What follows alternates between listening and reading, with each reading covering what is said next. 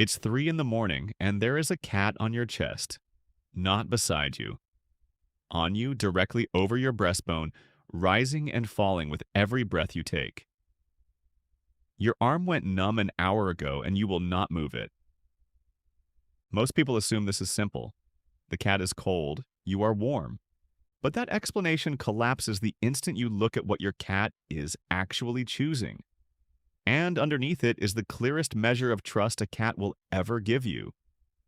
Here's the problem with the warmth theory. Your cat has better options. A cat's body runs hot. Their normal temperature sits around 38.5 degrees Celsius, more than a full degree above yours. And the band of temperature where a cat stays comfortable without burning any energy to warm up or cool down, what physiologists call the thermoneutral zone, sits roughly between 30 and 38 degrees. The National Research Council places it there. That is startlingly high. It means the room you find pleasant, your cat experiences as slightly cold all the time. This is not a quirk. The domestic cat descends from the African wildcat, a small desert hunter. The geneticist Carlos Driscoll traced that ancestry directly in a 2007 study in Science. A body built for the desert, never fully recalibrated for your living room. So yes, your cat is a heat-seeking animal living in a house that is, to them, permanently a touch too cool. Which is exactly why the chest makes no sense as a warmth decision. If pure heat were the goal, your cat has a radiator, a sunbeam that crawls across the floor all afternoon. The warm vent behind the fridge, your laptop, the airing cupboard. Every one of those is hotter than your sternum, and not one of them shifts, snores, rolls over, or gets up at the worst possible moment. A cat optimizing for temperature does not choose the least stable warm surface in the house. So when they climb onto the one heat source that also happens to be you, warmth is not the whole story. It is the excuse. Something else is doing the choosing. To see what, you have to understand what sleep costs a cat. A cat sleeps 12 to 16 hours a day, and much of that sleep is genuinely deep. A sleeping animal is a defenseless animal. No awareness, no reflexes, no escape. In the wild, where you sleep is a life or death calculation, and that instinct does not switch off just because the wild is now a 2-bedroom flat. Cats are famously particular about where they rest. High up, enclosed, backed into a corner. Somewhere nothing can approach unseen. The entire architecture of feline sleep is built around a single question. Am I safe enough here to stop paying attention? Now hold that against your chest. It is not high. It is not enclosed. It is objectively one of the most exposed places in the house. Out in the open, off the ground, pinned to a large, unpredictable animal that could move at any second. By every safety rule a cat lives by, your chest is a terrible place to sleep. They sleep there anyway, and they sleep deeply. The loose paws, the exposed belly, the purr. That contradiction is the answer. A cat that sleeps deeply on you has overridden its most fundamental survival instinct, and only one thing overrides that instinct. Trust. Not affection in the greeting card sense. A specific, measurable read that you are not a threat, that you are, in fact, the safe place. Sleeping on you is not your cat using you. It is your cat lowering its guard as completely as it is capable of, and choosing you as the one it can do that beside.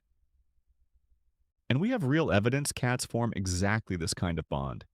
In 2019, Kristen Vitale and her colleagues at Oregon State ran cats through the Secure Base test. It is the same procedure used to measure attachment in human infants, where a caregiver leaves, comes back, and researchers watch how the subject responds. Around 2/3 of the cats showed what is called secure attachment. When their owner returned, the cat used them as a base of safety and settled. That is the same category most human babies fall into. Cats are not the self-contained, indifferent creatures the stereotype insists on. A large share of them are bonded to one specific person in a way that is structurally similar to how a child bonds to a parent. The cat on your chest is that bond made physical. But why the chest specifically? Why there, and not your legs, your back, the pillow by your head? Here, the leading explanation is one you understand from the inside, because you were once soothed the same way. Your chest is the one place on your body that broadcasts your heartbeat and the slow rise and fall of your breathing at the same time. A steady, rhythmic, unbroken signal. Researchers who study animal bonding believe cats use that rhythm the way an infant uses a parent's, as an external metronome their own nervous system can settle against. A slow, regular rhythm signals calm. Calm signals safety. A cat that has spent all evening tracking every sound in the house can borrow yours and finally stand down. Your chest is not the warmest surface you own. It is the most reassuring one. That is a different thing, and it is the thing your cat is choosing. There is a scent layer to this too. Cats read the world through smell far more than we do, and your scent, concentrated where you sleep, on your bed, on you, reads as the signature of home and safety. Pressing into it is not sentimentality. It is a cat topping up its own security, the same reason it drags its face along the doorframe and along your shins. It is marking a map, and you are on it. And then there is the purr, which complicates the picture in a way worth pausing on. We assume purring means happy. Often it does. But in 2009, the researcher Karen McComb showed that cats have a second kind of purr, a solicitation purr, with a higher, more urgent frequency folded inside it, one that humans are unusually quick to respond to, sitting uncomfortably close to the sound of a crying baby. And cats also purr when they are frightened, in pain, even while dying. So the purr against your chest is not a simple happiness readout. It is a self-soothing behavior and quietly a request for closeness, for reassurance, for you to stay exactly where you are, which of course you do. So put the whole thing together. A desert-built body that finds your home slightly cold, a deep-sleeping animal that will only truly rest where it feels completely safe, a bond, real and measurable to you specifically, a heartbeat and a breath it can regulate itself against. Your scent as the smell of home, and a purr that is half contentment and half a small hand reaching out. The cat is not on your chest for warmth. The cat is on your chest because of every place and every creature in its world. That is the one where it is safe enough to disappear. Which brings us to the part you actually need to hear, because it can matter more than all the rest. Watch for a change in this behavior. Cats are prey as much as they are predators, and prey animals are built to hide weakness. A cat that looks sick in the wild is a cat that gets picked off, so masking illness is wired deep. That means the signs of something wrong are rarely dramatic.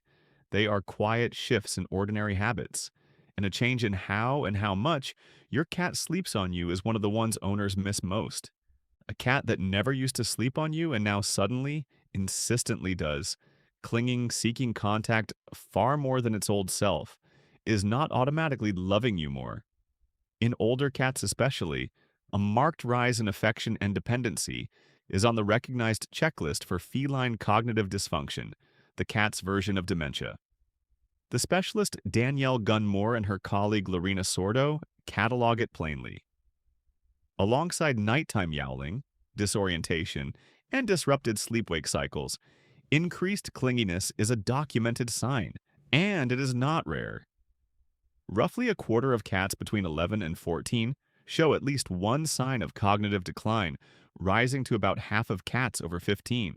New clinginess can also flag pain or the ache of arthritis or an overactive thyroid, sending a cat to seek warmth and closeness it never needed before.